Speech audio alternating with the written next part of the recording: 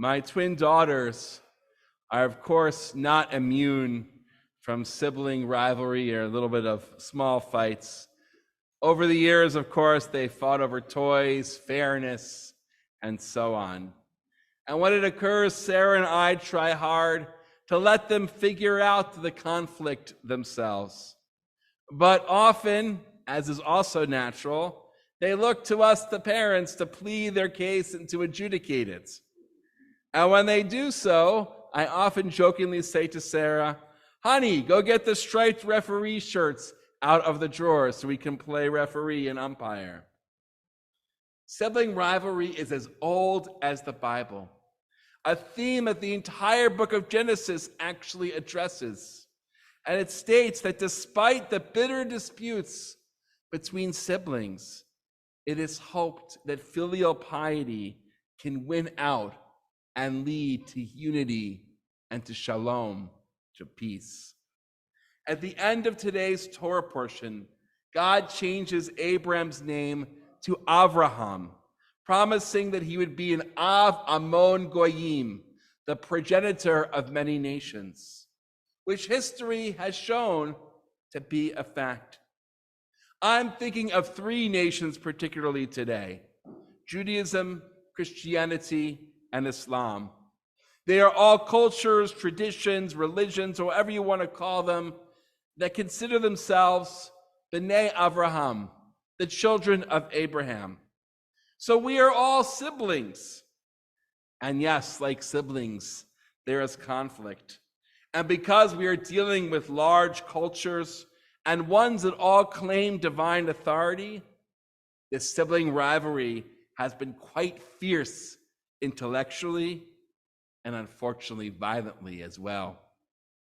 Indeed, all three religions revere Abraham as a paragon of faith. But each of these traditions have also woven myths that elevate their own religion to the denigration of the others. For Jews, Genesis teaches that God's covenant with Abraham is only passed through Isaac and then on to Jacob and on to Jacob's sons. God only appears to the three patriarchs and promises the land to their descendants. Jews are God's chosen descendants of Abraham. What about Christianity and Islam? Judaism connects them to Ishmael and to Esau. So they are the rejected ones that cannot live in peace with the people of Jacob, according to our traditional myth. Christian tradition teaches that the land promised to Abraham is not the earthly Israel, but is instead a new Jerusalem, the city of God, heralded by Jesus. Christians believe that they don't need physical circumcision to join the covenant of Abraham, just circumcision of the heart, brought about by belief in Jesus. And those, supposedly, who don't believe in Jesus are rejected by God. In Islam, Ibrahim is the prophet of Allah and Hagar is the mother of monotheism, giving birth to Ismail. Mecca is the holy city because that is where Hagar panics until God brings forth a spring to give Ishmael a drink. And after Sarah's death, actually using Jewish midrash, Ibrahim returns to Hagar and Ismail, and for Islam in Mecca. On their own, these myths are actually quite beautiful because they use Abraham as an inspiration for their own self-esteem to really give meaning to their own traditions. But unfortunately, sometimes the particularism, especially looking at the otherness of the others, has won out. And so we have centuries of conquest, disputation, crusade, and unfortunately genocide between all three traditions. Our sibling rivalry has been violent. Is there any possibility of reconciliation? Can we ever achieve filial piety? Can we unite around Abraham as our collective ancestor? I believe the answer is yes. if we read and mythologize the two following verses from this week's portion. And King Melchizedek of Salem brought out bread and wine. He was the priest of the God Most High. Melchizedek blessed Abraham, saying, Blessed be Abraham of God Most High, creator of heaven and earth. Blessed be God Most High. And Abraham gave him a tithe.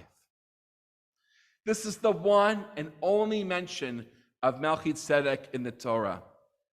The ancient reader probably knew who he was. I imagine Melchizedek a priest at a well-known shrine, probably a pantheistic shrine where he can offer a blessing in the name of any deity, any culture. Here, what do we learn from this verse? That there existed a man whose name means Melchizedek, king of Tzedek, king of justice and righteousness. And where does this king of justice live?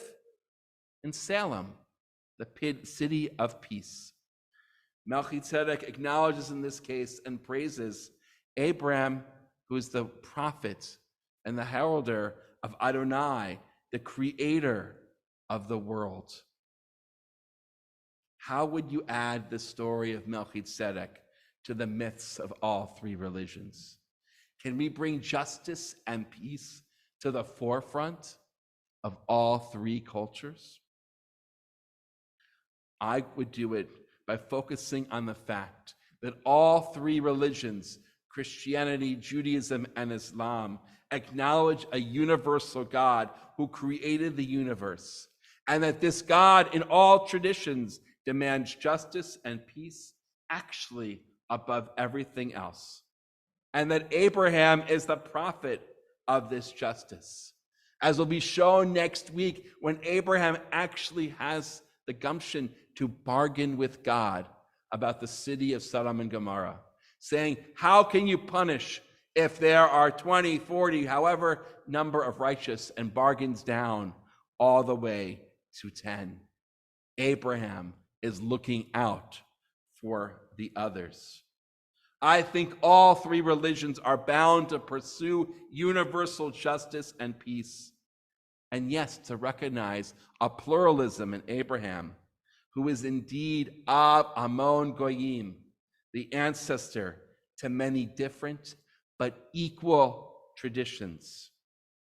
Then we can have a hope of living in peace. I share this lesson for you, but also for myself, because I personally need to keep up hope. The polarization and dehumanization in this world is frightening, and it seems that there's no way out. But I think there is a way out. If we start to look locally and not as globally. Yes, there's leaders. I don't want to get into the politics and look at, say, how can Putin be attacking another country? How can all the different problems that this world has? We know them. But how about ourselves and the people around us? Can we show filial piety to the people around us and not look at people's otherness? Can we say that we are pursuing justice and peace and kindness? If we can all just add a little bit more kindness to this world, then I am hopeful that we can get out of this and that we can move on and into peace. Judaism, Christianity, Islam, and really all of the world religions aim at justice, harmony, and peace. We just need to learn to be better brothers and sisters to each other. Shabbat Shalom.